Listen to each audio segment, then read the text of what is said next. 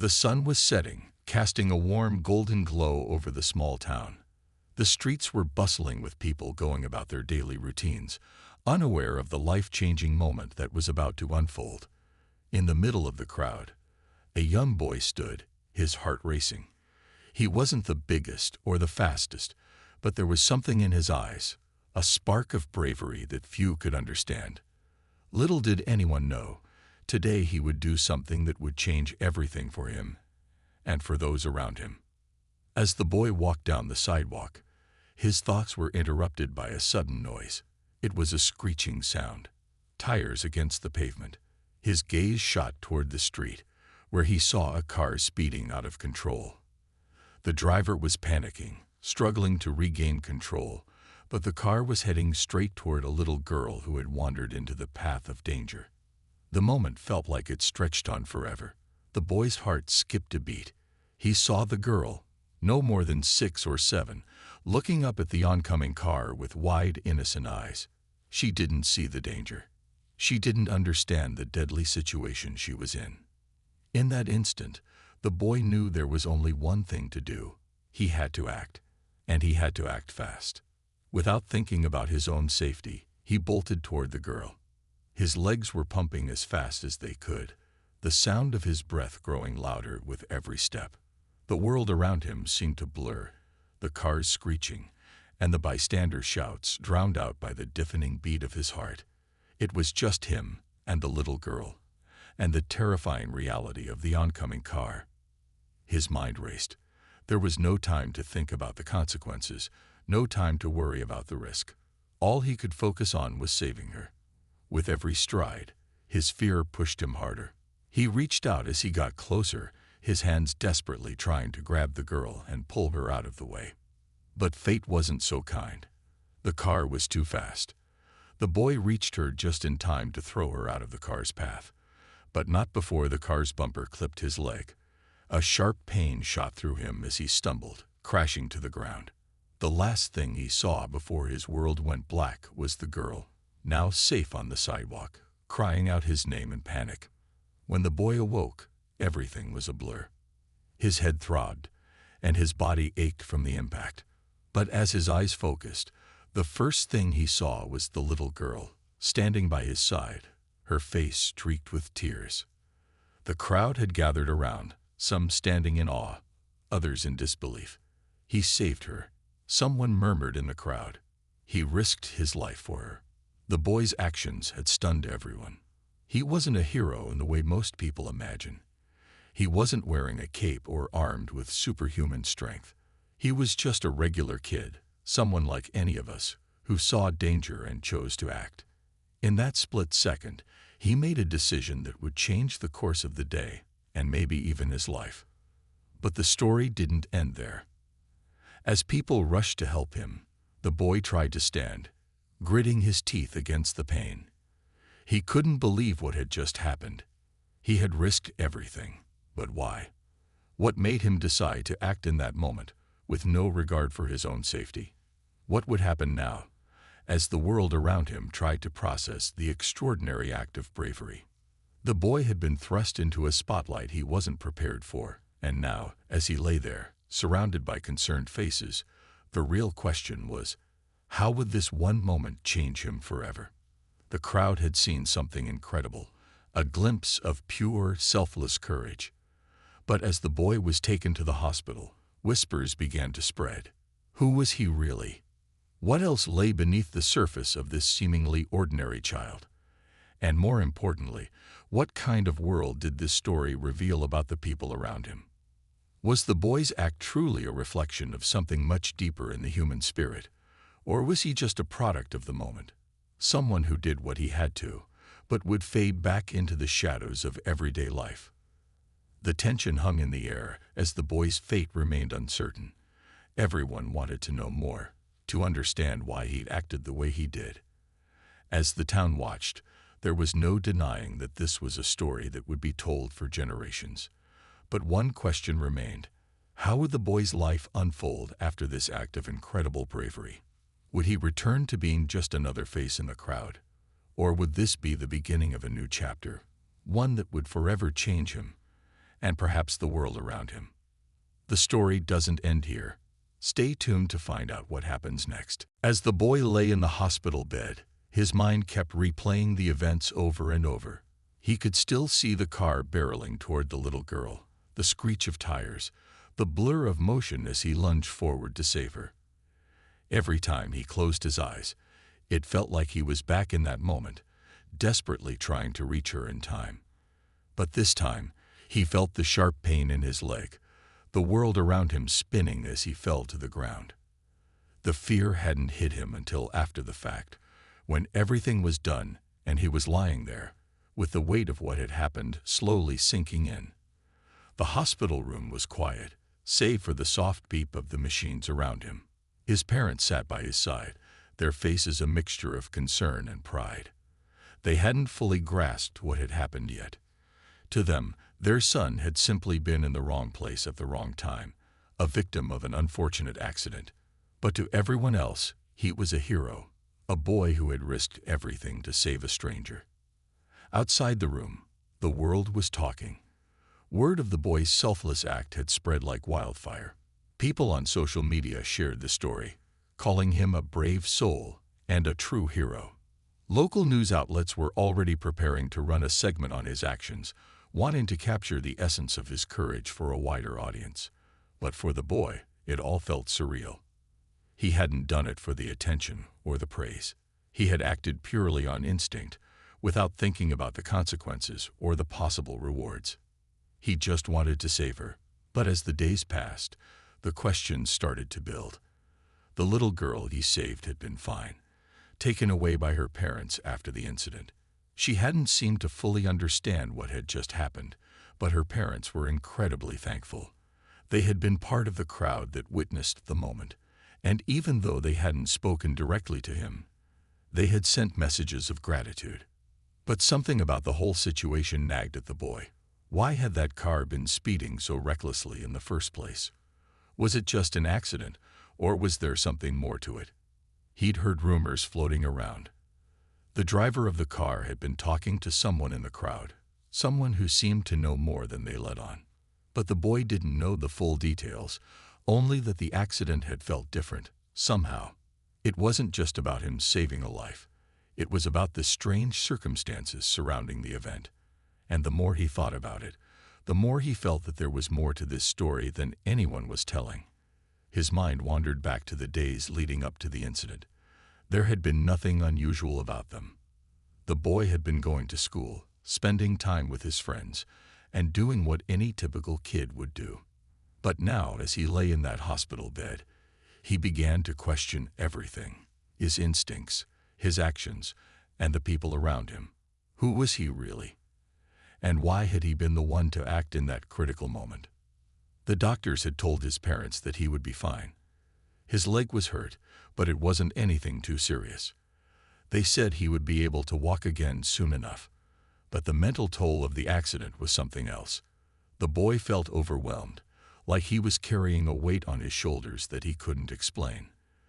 There was a sense of unease that lingered, a feeling that the world had changed in a way he couldn't fully understand yet. The days passed slowly, and more people came to visit. Friends, family, even strangers who had heard the story, all came to offer their support. They looked at him with a mix of admiration and awe, as if he were some sort of mythical figure. The boy didn't feel like a hero, though. He just felt confused. He couldn't shake the sense that something deeper was at play, something he hadn't yet uncovered. One evening, as he sat in his hospital room, his mind racing with unanswered questions, a figure appeared in the doorway. It was a woman, probably in her late 30s, with dark hair and a serious expression on her face. She wasn't wearing a hospital gown, and there was something in her eyes that made the boy uneasy. She walked into the room with a calm, steady presence that contrasted with the chaos of everything happening around him. "Are you the boy who saved that little girl?" she asked, her voice soft but firm. The boy nodded, unsure of what to say. The woman studied him for a moment, her gaze intense. "I need to talk to you about something. It's important." His heart skipped a beat. What could she possibly want with him? Was she here to thank him? Or was there something else? "Who are you?" he asked, his voice barely above a whisper.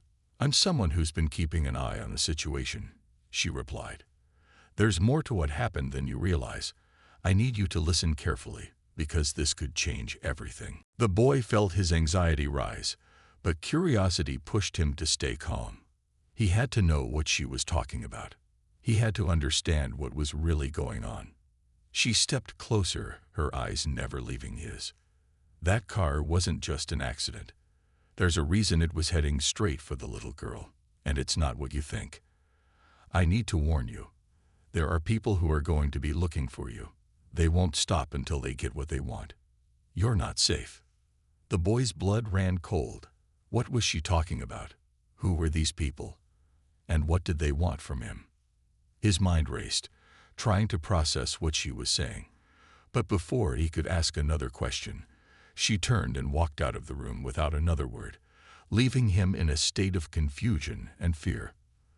The boy was left alone again, the weight of her words pressing down on him. What had just happened? What did she mean? And who were these people she spoke of? And why had she come to him now, of all times? The mystery deepened, and the tension only grew. The boy sat there in the silence of his hospital room, his heart pounding in his chest. The woman's words echoed in his mind, each one more unsettling than the last. There's a reason it was heading straight for the little girl. There are people who are going to be looking for you. You're not safe. His hands trembled as he clutched the edge of the bed. He wanted answers. But the more he thought about it, the more questions piled up. Who were these people? Why were they targeting him? And what did they want? It had been hours since the woman left, and still, no one had come to explain anything. His parents had stepped out for a moment to speak with the doctors, leaving him alone in the room. The hospital lights flickered slightly, and the quiet was almost suffocating. He tried to push away the thoughts racing in his head, but they wouldn't stop. He needed to understand. He needed to know if he was in danger. He couldn't sit idly by and wait for whatever was coming next. He glanced toward the door, wondering if anyone would come. The boy couldn't shake the feeling that something was off, that the car accident and his act of bravery weren't just random events. There was a larger, darker web of mystery surrounding him, and he had stumbled into the middle of it. He had saved that girl's life, but in doing so, he had unwittingly drawn attention to himself. He had no idea what he had just stepped into, but he could feel the weight of it pressing on him. The room suddenly felt colder. He stood up, his legs still aching from the impact with the car, but he pushed through the pain.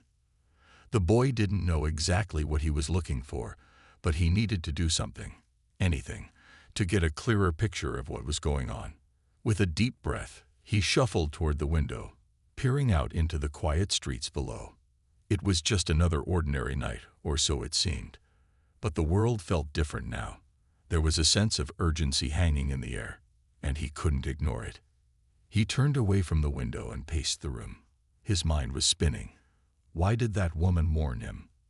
What could she possibly know about the incident that no one else did?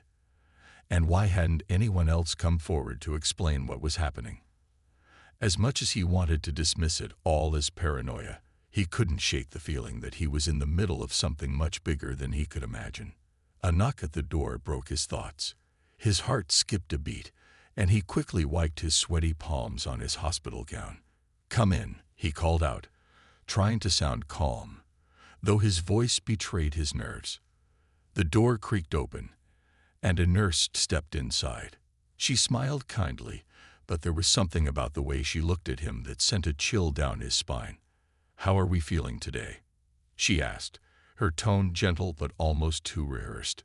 "I'm okay," the boy replied, his throat tight, "just a little sore." The nurse nodded, her eyes lingering on him for a moment longer than necessary. Then she stepped closer. "I just wanted to check on you," she said, but the boy could see it now. The subtle shift in her posture, the way she glanced behind her, as if making sure no one was watching. Something wasn't right. "Are you sure everything is all right?" he asked, his voice steadier now, though the sense of unease was growing stronger. The nurse didn't respond right away. Instead, she looked over her shoulder again, as if waiting for someone. Her expression faltered, and for the first time, the boy saw a flicker of something. Fear, maybe, behind her calm exterior. Before he could ask another question, the nurse straightened up and gave him a forced smile. "Everything's fine. Just rest, okay? We'll be back soon to check on you." With that, she turned and left the room, the door closing with a soft click. But the boy's heart was hammering in his chest. What was that all about? Was she part of the people the woman had warned him about? And if so, what did that mean for him? He didn't have time to dwell on it. The sound of footsteps echoed down the hallway, growing louder and louder. He pressed his ear to the door, trying to listen without making a sound. The footsteps stopped right outside. The boy's breath caught in his throat. Who were they? Were they coming for him? He had no idea, but something told him that the danger was real. The boy quickly scanned the room, looking for anything he could use to defend himself, though he knew there was little chance of that. The truth was, he wasn't sure if he could stop what was coming, but he had to try. He wasn't just going to sit there and wait for someone to find him.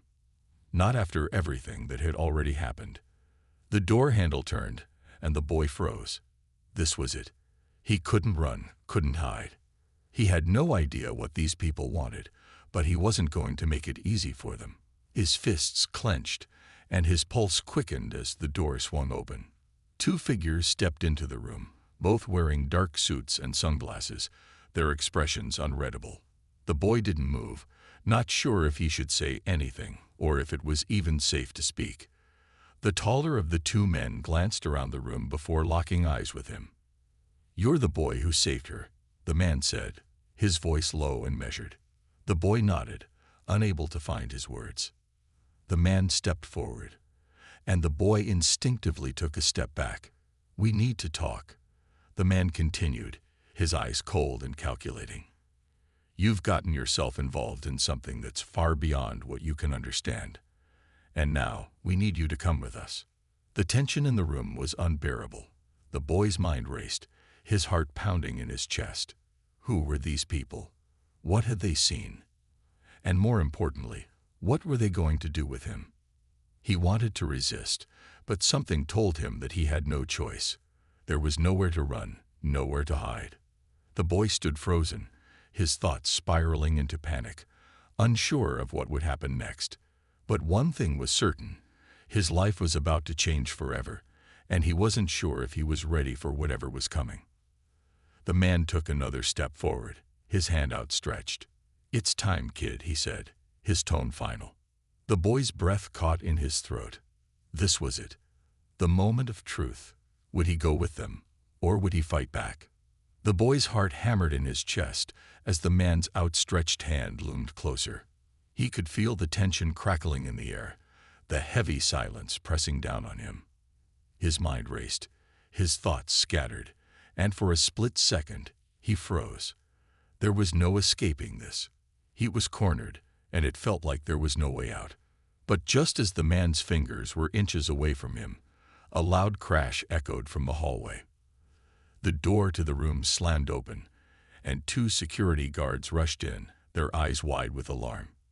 The man turned sharply, a flash of irritation crossing his face, but before he could react, the air was filled with a sharp, crackling sound, followed by a series of loud thuds.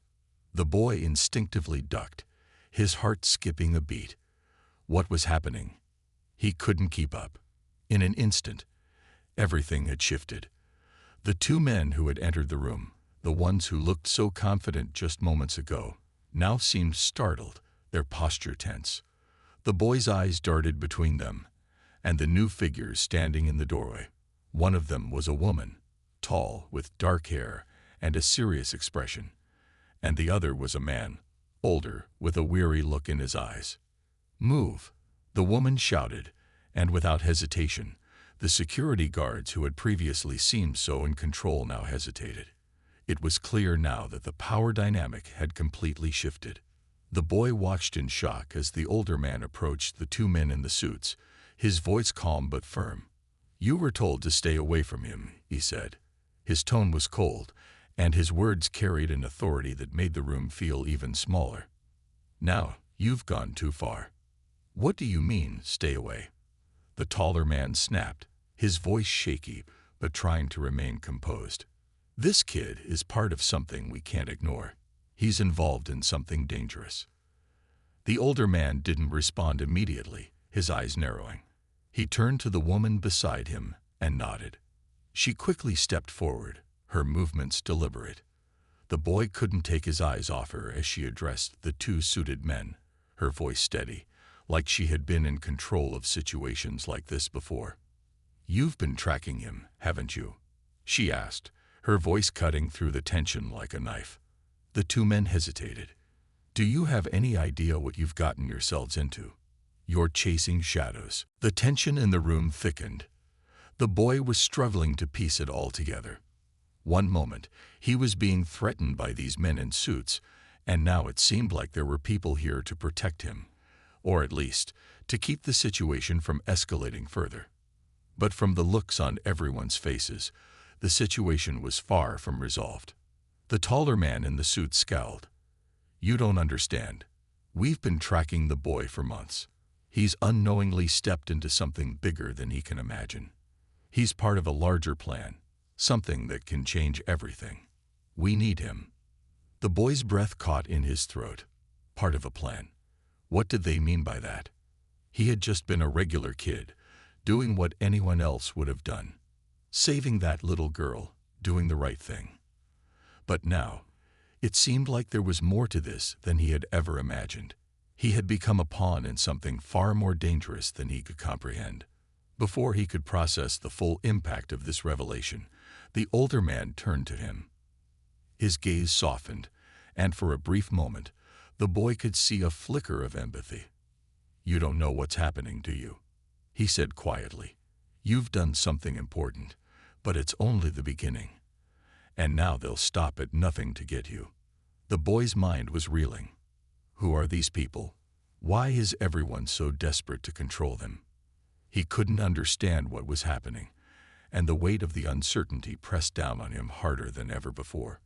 The woman glanced back at him, and her expression softened slightly, though the worry was still there.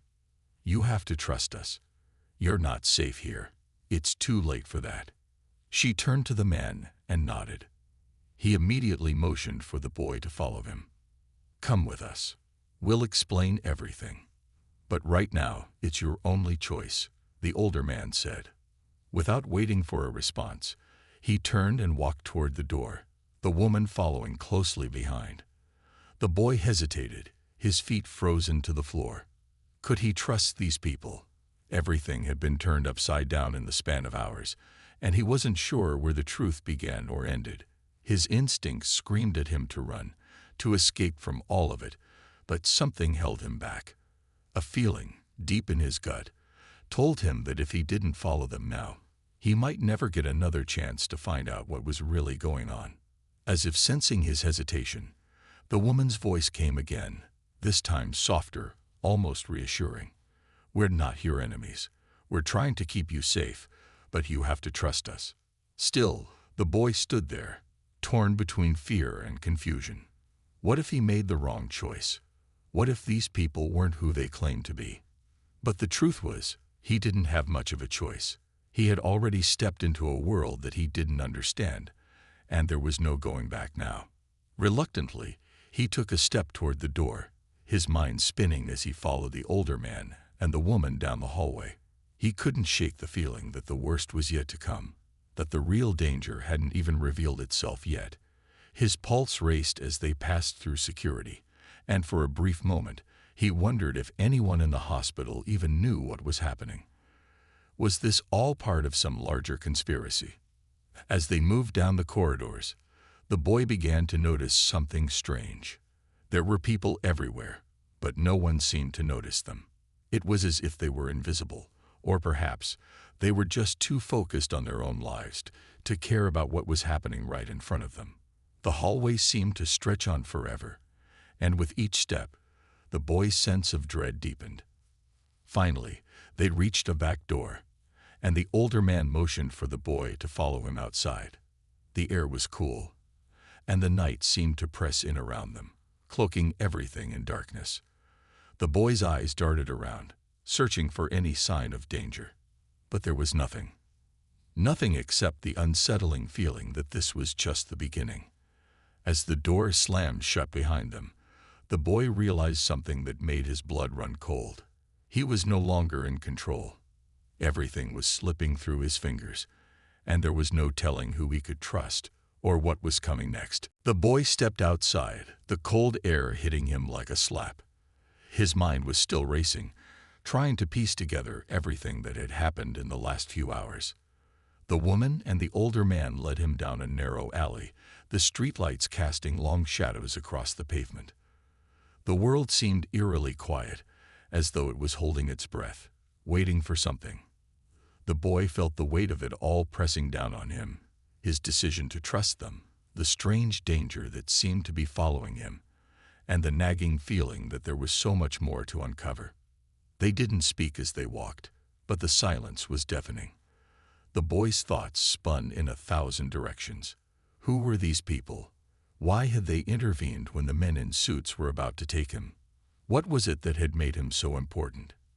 He glanced over at the older man, whose face was set in an expression of determination.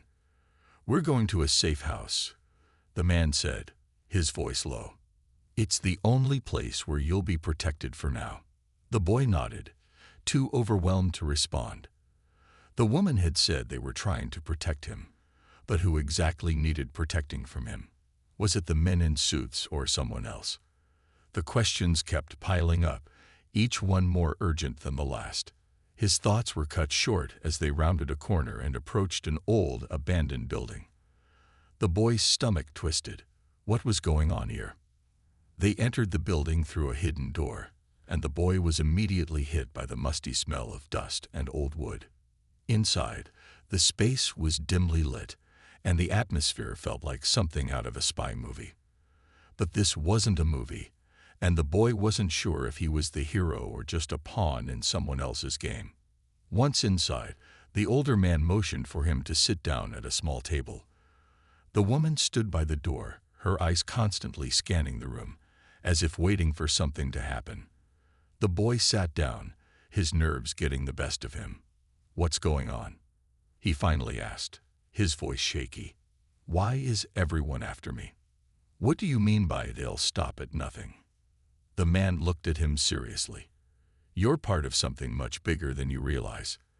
The accident you stopped, saving that girl, it wasn't just an accident. It was a test. They've been watching you." The boy's breath caught in his throat. "Who's been watching me? Who are they?" The woman turned around at the sound of his voice, her expression hard. "They're not just anyone. They'd been watching people like you for a long time. People with a unique ability. And it's not just the accident you stopped. They'd been tracking you for months." A chill ran down the boy's spine. "I don't understand. I'm just a kid. I don't have any special abilities." The older man leaned forward, his eyes intense. "You don't know what you're capable of yet, but they do. That's why they were after you. They know what's inside you, and they want to use it for their own purposes." The boy shook his head. "I didn't ask for this. I didn't ask for any of this." "I know," the woman said, her voice softer now. "But sometimes you don't get to choose. What matters now is that you're here, and we have to make sure they don't get their hands on you." There was a sudden noise from outside, a low thud followed by rapid footsteps. The boy's heart skipped a beat. "They're here," the older man muttered, his expression darkening. "We don't have much time." Before the boy could ask anything else, the door to the building crashed open. 3 figures stormed into the room, all of them wearing the same dark suits as the men who had tried to take him earlier. The boy's pulse raced, his body frozen in place. He had no idea what was about to happen, but he knew it wasn't good. One of the men, the same tall one from earlier, stepped forward with a cold smirk on his face. You didn't think you could hide from us, did you? He sneered. We've been tracking you for too long, and now we're taking you. The older man and the woman immediately stepped in front of the boy, as if to shield him from whatever was coming next. You're not getting him, the older man said firmly. You've gone too far already. The tension in the room was thick, the air heavy with the promise of a fight. But just as it seemed like things were about to escalate, a new sound filled the space, sharp and unmistakable. A low hum, followed by a bright flash of light. The boy blinked, disoriented. His heart nearly stopped as the source of the light became clear. There, hovering in the middle of the room, was a strange device. It looked like something straight out of a science fiction movie, shiny, metallic, and glowing with an eerie blue light. The woman stepped forward, her eyes narrowing. This wasn't part of the plan, she muttered under her breath. The tall man, clearly unnerved, took a step back. What is that? What are you doing? Before anyone could answer, the device suddenly emitted a loud booming sound, and the entire room seemed to shake. The boy's vision blurred as a wave of energy washed over him. His body felt heavy, his muscles screaming as though they were being pulled in all directions. But then, something strange happened. He could feel his mind sharpen, every thought clearer than it had ever been before. His senses heightened in ways he never imagined. It was like he could see, hear, and feel everything at once. He didn't understand what was happening, but one thing was certain. This wasn't just a random event. This was something planned, something that had been triggered by his actions. The device seemed to be responding to him. The older man and the woman exchanged glances, and then the man turned to the boy, his eyes wide with realization. It's happening now, he whispered. The boy's mind raced as the intensity of the moment built. What is happening to me? The world seemed to shift around him, and he realized that everything, the accident, the chase, the mysterious people in suits, had led to this. But as the room continued to hum with energy, a final twist hit him. The man who had been speaking to him, the one who seemed like he was on his side, suddenly shifted his stance. His eyes narrowed, and in a heartbeat, he pulled out a small device of his own, aiming it directly at the boy. You were never meant to be saved, he said quietly, his voice now laced with cold menace. You were just another tool in a much bigger game. The boy's heart stopped. The shock of betrayal hit him like a punch to the gut. He had been so sure that these people were there to protect him, but now it seemed he was nothing more than a pawn, just like they said. And in that moment, as the device's glow intensified, the boy realized the truth. There was no one he could trust. Not now, not ever. The boy's world spun, his mind racing to make sense of the betrayal unfolding before him. The man's cold words echoed in his ears. You were never meant to be saved. His chest tightened as the device in the man's hand pulsed with a bright, ominous glow. The boy felt a deep, overwhelming sense of fear, but beneath it, a spark of defiance began to ignite.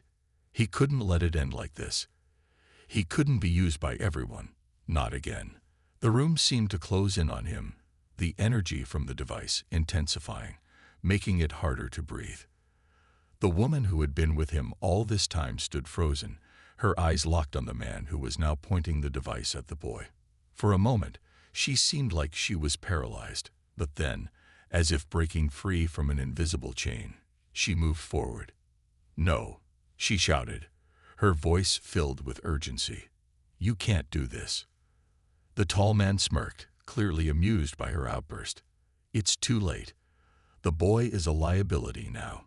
We can't let him keep control of this power. He's dangerous. The boy felt a surge of anger rise within him, mixed with the fear that had been building since the moment he first realized he was caught in something bigger than himself. The energy surrounding him seemed to shift, almost in response to his growing frustration. His senses, still heightened by whatever the strange device had triggered in him, began to feel something more. A connection. The world around him, the emotions, the tension, it all seemed to be pulsing in time with his own heartbeat. Then, without thinking, he reached out, his hand trembling but determined. The room seemed to freeze, the hum of the device fading as his own focus sharpened. For the first time since everything had started, he felt in control. His hand clenched into a fist, and suddenly, the device in the man's hand sparked and trembled before it slipped from his grip, crashing to the ground with a metallic clang. The man stared at him, wide-eyed in shock. What the hell? Before he could finish, the woman moved swiftly, knocking the device out of the way. She rushed to the boy, her face filled with both relief and surprise. "You did it," she whispered, almost in disbelief. "You tapped into it. You've activated it yourself." The boy, still in shock, glanced at the device, now lifeless on the ground. His heart pounded in his chest, but the overwhelming fear had started to fade, replaced by something else, a realization. He wasn't just a pawn in their game. He had power, real power, and it was up to him to decide how to use it.